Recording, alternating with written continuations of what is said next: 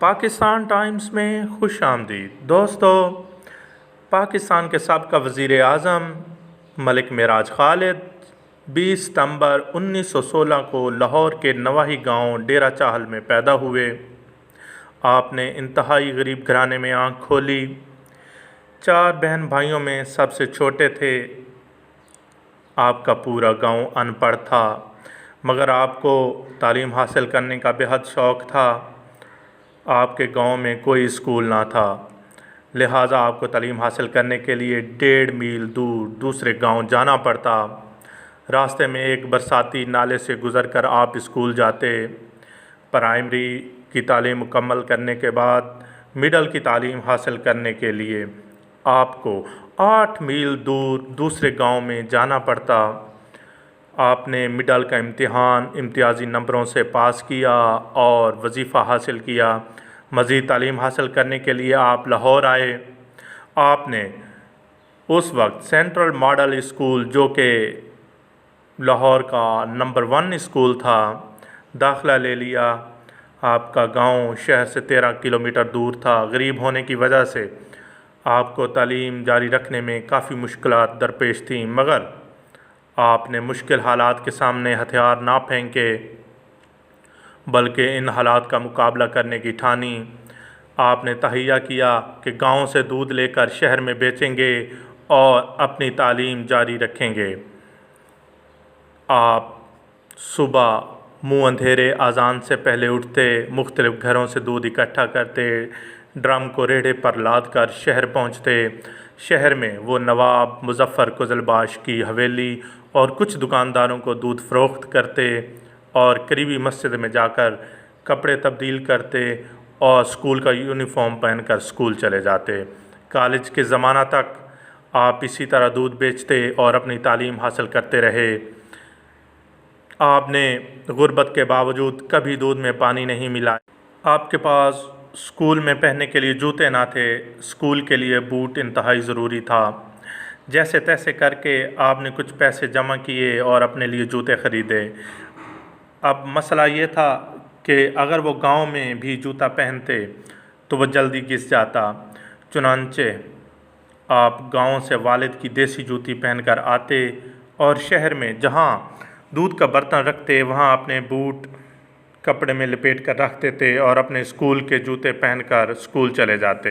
چنانچہ وہ گاؤں سے والد کی دیسی جوتی پہن کر آتے اور شہر میں جہاں دودھ کا برتن رکھتے وہاں اپنے بوٹ کپڑے میں لپیٹ کر رکھ دیتے اور اپنے اسکول کے جوتے پہن کر اسکول چلے جاتے۔ والد سارا دن اور بیٹا ساری رات بغیر جوتی کے پھرتے۔ 1935 میں آپ نے میٹرک میں نمایاں پوزیشن حاصل کی اور پھر اسلامیہ کالج ریلوے روڈ لاہور میں داخلہ لیا۔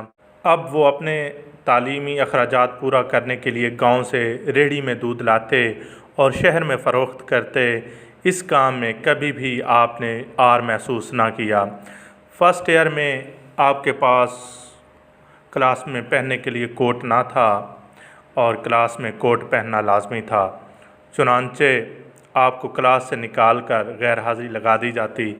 اس معاملے کا علم اساتذہ کو ہوا تو انہوں نے اس ذہین طالب علم کی مدد کی۔ نوجوان کو پڑھنے کا بہت شوق تھا۔ 1939 میں آپ نے BA آنر کیا۔ آپ اپنے علاقے میں واحد گریجویٹ تھے۔ آپ اس دوران جان چکے تھے کہ دنیا میں کوئی بھی کام آسانی سے سار انجام نہیں دیا جا سکتا۔ کامیابیوں اور بہترین کامیابیوں کے لیے انتھک محنت اور تگ و دو لازمی عنصر ہے۔ معاشی دباؤ کے تحت BA کے بعد آپ نے باٹا پور کمپنی میں کلرک کی نوکری اختیار کر لی۔ چونکہ آپ کا مقصد لاء کی تعلیم حاصل کرنا تھا، کچھ ہی عرصے بعد کلرکی کی نوکری چھوڑ کر قانون کی تعلیم حاصل کرنے کے لیے Punjab university law college Lahore میں داخلہ لے لیا اور 1946 میں LLB کا امتحان پاس کر لی۔ 1948 سے باقاعدہ لاء کی پریکٹس شروع کر دی۔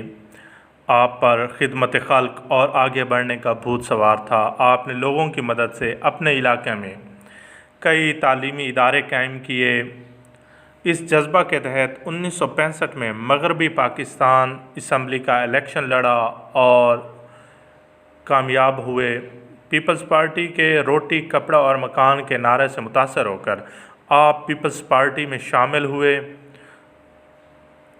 1970 में पीपल्स पार्टी के टिकट पर MNA मुंतखब हुए और नवाब मुजफ्फर कुजलबाश के भाई को, जिनके घर पर आप दूध बेचा करते थे, शिकस्त दी। 1971 में जुल्फ़िकार अली भुट्टो की पहली काबीना में वफाकी वज़ीर खुराक और पसमानदा इलाका जात बने।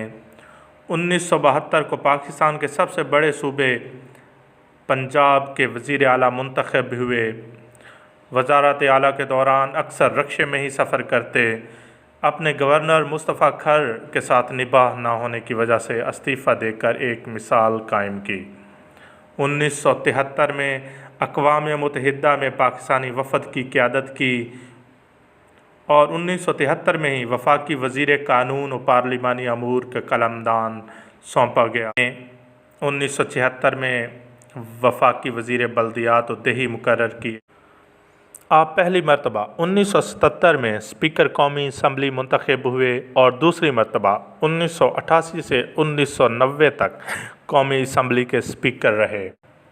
आप 4 साल तक इंटरनेशनल इस्लामिक यूनिवर्सिटी के रेक्टर भी रहे। दोस्तों, जब नवंबर 1996 में सदर फ़ारूक लगारी ने 8वीं आइनी तरमीम के अख्तियारात को इस्तेमाल करते हुए करप्शन की बुनियाद पर बेनज़ीर भुट्टो की आइनी हुकूमत को फ़ारिग किया, तो उन्होंने मलिक मेराज खालिद को अबूरी वज़ीर आज़म नामज़द कर दिया। आपने 15 नवंबर 1996 को वज़ारत उज़्मा का हलफ लिया, तो कायनात ने देखा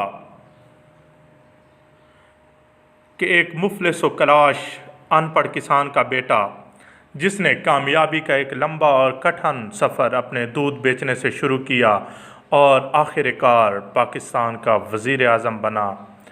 दोस्तों, ये पाकिस्तान का मुनफरिद वज़ीर आज़म था जो सारी उम्र लाहौर में लक्ष्मी मैंशन में किराए के मकान में रहे, जिसके दरवाज़े पर कभी भी कोई दरबान न था। आपका जनाजा इसी किराए के घर से उठा। आप लूट खसूट से दूर रहे। आपकी बीवी आपके वज़ारत उज़्मा के दौरान रिक्शों और वैगनों में धक्के खाती रही। मलिक मेराज खालिद एक अहदसाज़ शख्सियत थे। आप 23 जून 2003 को इस दार फ़ानी से रुखसत हुए। यूँ एक अहदसाज़ शख्सियत की वफ़ात हुई और एक जिद्दोजहद से भरपूर अहद का ख़ात्मा हुआ।